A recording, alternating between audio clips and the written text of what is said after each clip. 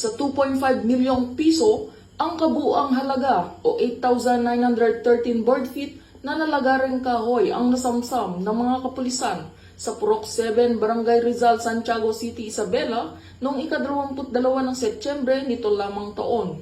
Sa pinagsanib na pwersa ng Criminal Investigation and Detection Group, Isabela Provincial Field Unit sa ilalim ng pamumuno ni Police Major Rolando B. Pugoon, Officer in Charge, katuwang ang CIDG Santiago City Field Unit, Santiago City Police Office at City Mobile Platoon, ay inaresto ang driver ng truck na lulan ang mga nabanggit na illegal na kahoy.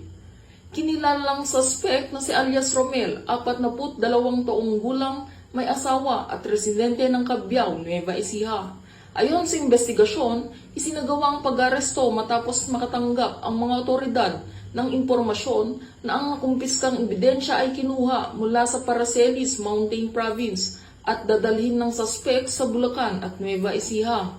Kabilang sa mga nasamsam ang 222 piraso ng kahoy ng narra, lumber at features na may iba't ibang sukat na may kabuuang 8,913.74 board feet, isang Isuzu Giga 12-wheeler truck wing van at susi, 4 na piraso ng plaka o RCR ng sasakyan.